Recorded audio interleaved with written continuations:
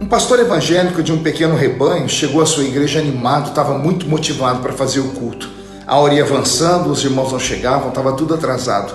Depois de 15 minutos de atraso, entrou 2 jovens na igreja. Mais 20 minutos, entraram 3 crianças e ele resolveu começar o culto com aqueles 5 irmãos.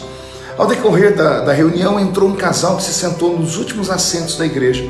Quando ele estava fazendo a leitura da Bíblia para a pregação da noite, entrou um senhor que estava sujo e tinha na mão uma corda. Desapontado, sem entender o porquê de tão poucas pessoas no culto, o pastor conduziu o culto animado e pregou com dedicação e zelo. Quando ele voltava para sua casa naquela noite, foi assaltado e espancado por 2 bandidos que levaram a sua pasta e dentro dela estava a Bíblia e alguns pertences de valor. Enquanto a sua esposa fazia os curativos das feridas já em casa, ele descreveu aquele dia como o dia mais triste da sua vida, o dia mais fracassado do seu ministério, o dia mais infrutífero da sua carreira ministerial. Passados 5 anos, o pastor resolveu compartilhar essa história com a igreja. Quando ele estava terminando de contar a história, um casal de grande referência na congregação interrompeu o pastor e começou a falar: pastor, aquele casal que sentou no fundo da igreja naquele dia éramos nós. Estávamos à beira do divórcio e naquela noite decidimos colocar fim ao nosso casamento, mas primeiro resolvemos entrar em uma igreja e deixar por lá as nossas alianças, e depois cada um ia seguir o seu caminho. Mas após a sua pregação, desistimos do divórcio, porque a sua pregação falou ao nosso coração e hoje estamos aqui com a família restaurada. Enquanto o casal falava, um empresário bem-sucedido que congregava lá e ajudava o ministério da igreja acenou pedindo oportunidade para falar.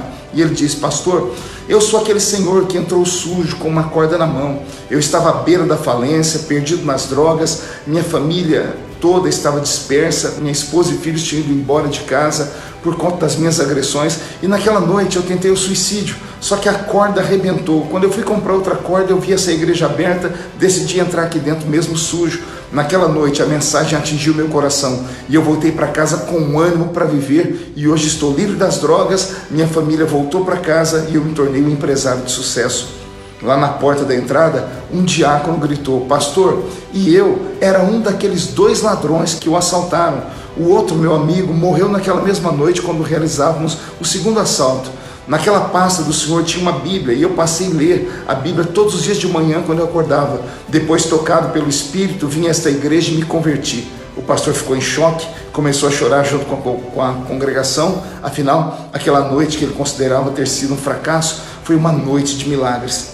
Lições dessa história: exerça o seu chamado com dedicação e zelo, independente do número de membros que você pastoreia. Dê o seu melhor todos os dias, pois cada dia você é um instrumento para a vida de alguém.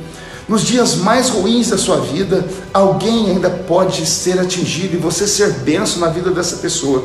O dia que você considera como o pior dia da sua vida, o dia mais infrutífero da sua história na terra, pode na verdade ser o dia mais produtivo no mundo espiritual.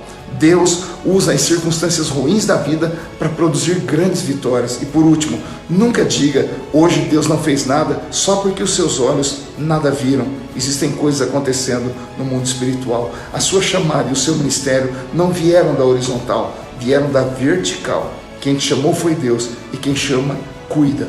Um abraço.